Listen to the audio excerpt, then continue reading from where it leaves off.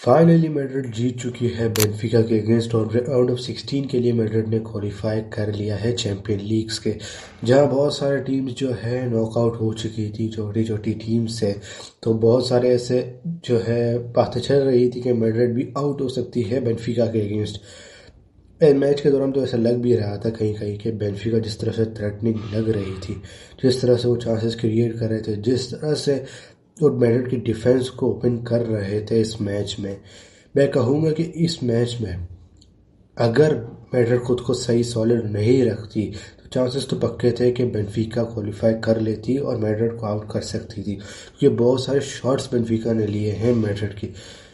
बर्नाबाउ में मैच था Madrid versus Benfica का, कह सकते हैं होम एडवांटेज था मैड्रिड के पास कि मैड्रिड इजीली अवे गेम अपने विन कर चुकी थी बेनफिका के अगेंस्ट। अब सेकंड लेग था, सेकंड लेग में मैड्रिड के पास एडवांटेज था, अपने होम ग्राउंड में मैच था, बर्नाबाउ में गेम था, लेकिन फिर भी बेनफिका के जो प्लेयर्स की माइंडसेट थी वो मुझे अच्छी लगी कि वो बिल्कुल प्रेशर नहीं ले रहे थे खुद पे, और मैड्रिड के जो प्लेयर्स को जिस तरह से वो ऑफ द बॉल कन्विंस कर रहे थे कि जिस तरह से वो गलतियां करें, और मैड्रिड के कुछ प्लेयर्स ने वैसी गलतियां की जिससे हमें मैड्रिड की डिफेंस खोल रही थी, मैड्रिड की जो कभी कभी हमें ऐसा लग रहा था मैड्रिड की जो मिडफील्ड है वो शट ऑफ हो रही थी। एम्बापे तो इस मैच से आउट थे, सब कुछ सबकी नज़र तो विनीसियस जूनियर पर ही थी कि विनीसियस जूनियर इस मैच में परफॉर्म करेंगे, क्योंकि लास्ट टाइम जिस तरह से कंट्रोवर्सी चली थी विनीसियस जूनियर और प्रेस्टिनी की, प्रेस्टिनी इस मैच में सस्पेंडेड ही थे। बेनफिका ने अपील की थी कि सस्पेंशन जो है प्रेस्टिनी की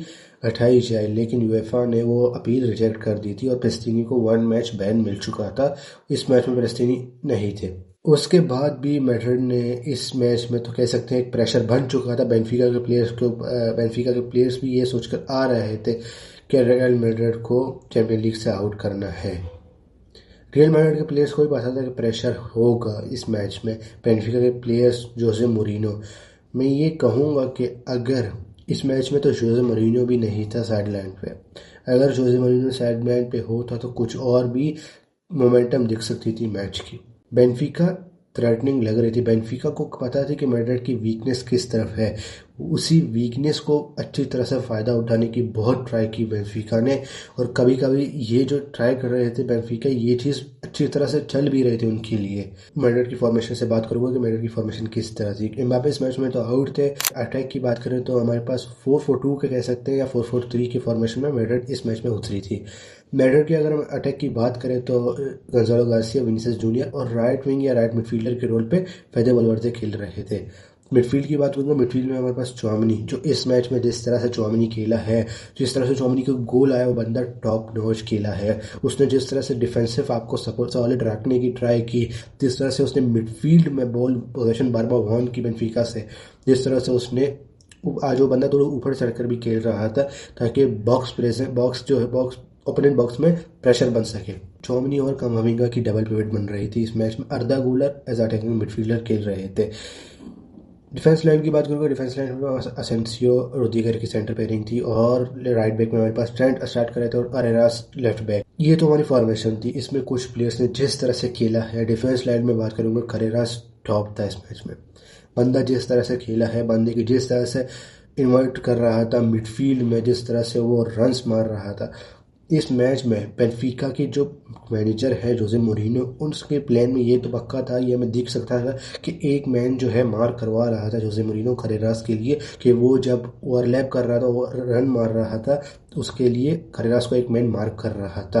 बेनफिका की जो डिफेंस लाइन है वो 5-3-2 बन रही थी। ऑल्दो तो बेनफिका ने इस मैच में सबसे पहले गोल स्कोर भी किया था, कह सकते हैं एक ब्लंडर था असेंसियो की तरफ से। असेंसियो का पिछले मैच में असेंसियो यही कर रहा था, बहुत मिस्टेक थी लास्ट मैच जब बेनफिका के अगेंस्ट हमारा हुआ था।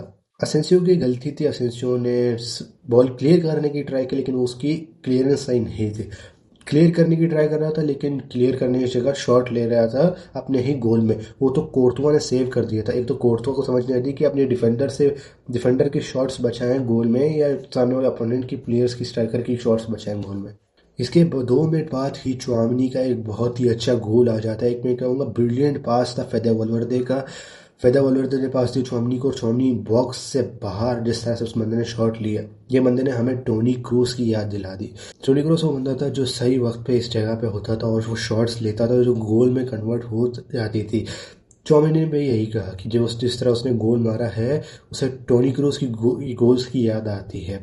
और चौमिनी का एक बहुत अच्छा गोल था और चौमिनी की परफॉर्मेंस बहुत अच्छी आई थी इस मैच में। जिस तरह से चौमिनी परफॉर्म कर रहा था इस मैच में, टॉप परफॉर्मेंस थी, man of the match performance थी चौमिनी की। बेनफिका की 1.29 की एक्सजी थी सिर्फ फर्स्ट हाफ में। मतलब बेनफिका ने शॉट्स भी लिया आपके गोल पे कि उसने 1.29 की एक्सजी बना दी है फर्स्ट हाफ में। मतलब एक गोल तो एक्सपेक्टेड ही था बेनफिका का। मैड्रिड की डिफेंस बहुत खुली पड़ी हुई थी इस मैच में। डिफेंस में बहुत सारे प्रॉब्लम्स हैं। बेनफिका जैसे टीम, मैं कहीं कहूँगा बेनफिका बहुत ख़राब टीम है, लेकिन बेनफिका ने जितने शॉट्स लिए हैं, अगर आप अभी अभी तो बहुत सारे बड़े मैच आने वाले हैं। नेक्स्ट मैच आपका होगा मैन सिटी के अगेंस्ट शायद, या तो स्पोर्टिंग के अगेंस्ट। स्पोर्टिंग भी छोटी टीम नहीं है। स्पोर्टिंग या मैन सिटी दोनों से एक तो मिलेगा। मुझे तो कंफर्म है, मुझे लगता है मैन सिटी ही मिलने वाली है हमें।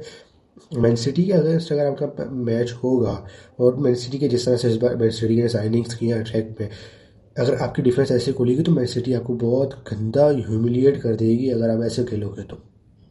उसके बाद भी अगर मैन सिटी को हराओगे, उसके बाद जो टीम्स आएंगी, आर्सेनल या बायर्न आपको मिल सकती है क्वार्टर फाइनल में। आर्सेनल और बायर्न दोनों टीम जो जिस तरह से खेल रहे हैं इस वक्त, टॉप टीम है इस सीज़न के, वो आपको तो छोड़ने वाले तो बिल्कुल भी नहीं है। डिफेंस में बहुत प्रॉब्लम है मैड्रिड की। कोर्तुआ ने बहुत सारे मैसिव सेव्स किए थे। कोर्तुआ की, मैं कहूँगा कि कोर्तुआ का स्टैचू बना दो मैड्रिड के स्टेडियम के बाहर। जिस तरह से वो बंदा परफॉर्म कर रहा है, जिस तरह से हर मैचेस में कोर्तुआ के मैसिव सेव्स होते हैं जो मैड्रिड को बचाती है। अगर आपके एक गोलकीपर ना हो अच्छा कोर्तुआ जैसा, और अगर सेव ना करे ऐसे, तो आप कितने गोल खाओगे ये तो आप सोच भी नहीं सकते। मैं तो यही बात के सोचता हूँ कि अगर कोर्तुआ की रिप्लेसमेंट हमें सही नहीं मिली, क्योंकि हमें पता है कोर्तुआ जो है, अब कोर्तुआ की एज हो जाएगी, कोर्तुआ का रिप्लेसमेंट ढूंढना बहुत इंपॉर्टेंट है। एक लॉन्ग टर्म रिप्लेसमेंट ढूंढना। अगर रिप्लेसमेंट सही टाइम पे नहीं मिली तो हमें पता है बहुत प्रॉब्लम आएगी।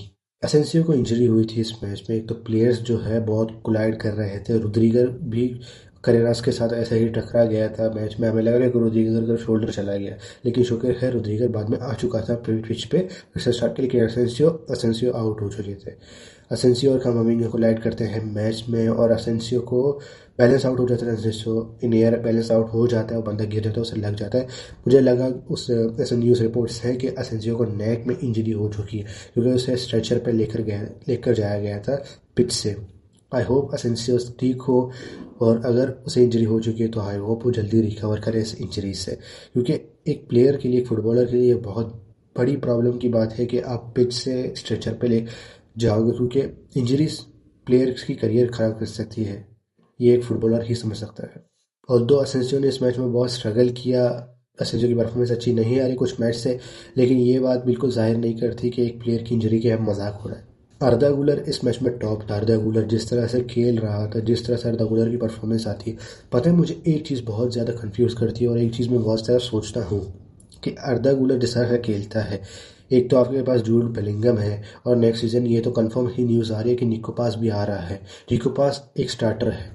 बंदा जिस तरह से कोमो में हर मैच हर वीकेंड परफॉर्मेंस दे रहा है, तो ये गारंटी है वो बंदा हर मैच में स्टार्ट करना चाहेगा। उसे आप बेंच पे तो नहीं बिठाओगे। तो मुझे यही बात प्रॉब्लम आती है कि किस तरह से अर्दा गुलर, बेलिंगम और निको पास को खिलाया जाएगा, गेम टाइम दिया जाएगा। मुझे लगेगा अगर ऐसा जिस तरह से सीज़न चल रहा है, एंड्रिक को आप लोन पर लेकर गए थे, गोंजालो गार्सिया को आप गेम टाइम दे रहे हो, तो निको पास वगैरह को आप कैसे मैनेज करोगे? ये तो बड़ी प्रॉब्लम आएगी मैड्रिड की, क्योंकि कुछ प्लेयर्स, ये तो पक्का है, कुछ प्लेयर्स सीजन के एंड में लीव तो कर रहे हैं। मैड्रिड की जो अटैक्स है इस मैच में, मैड्रिड की अटैक्स मोस्टली जो है लेफ्ट विंग से आ रही थी, जो एक बहुत बड़ी प्रॉब्लम है। लेफ्ट विंग और सेंटर से गोंजालो गार्सिया की तरफ से आ रही थी। राइट विंग बिल्कुल ऑफ था मैड्रिड का, कोई अटैक इतने नहीं आ रहा था मैड्रिड की राइट विंग से।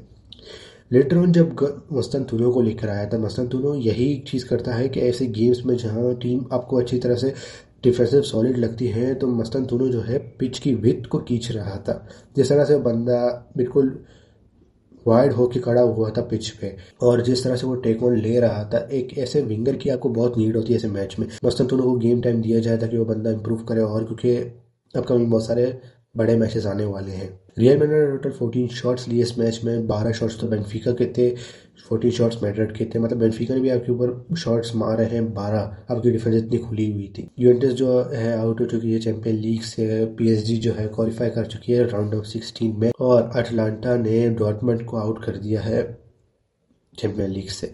जिस तरह से अटलांटा ने कमबैक किया, डॉटनम की तो बहुत ही बुरी परफॉर्मेंस थी इस मैच में, डॉटनम की बहुत सारी गलतियां थी मैच में। डॉटनम, मैं कहूँ कि अटलांटा डिजर्व करती थी ये मैच जीतना। ये थी हमारी वीडियो। अगर आपको वीडियो पसंद है तो लाइक जरूर से करना, अगर आप चैनल पर नए हो तो सब्सक्राइब नहीं करो, सब्सक्राइब जरूर से करना। मिलते हैं एक और नई वीडियो के साथ। Thank you.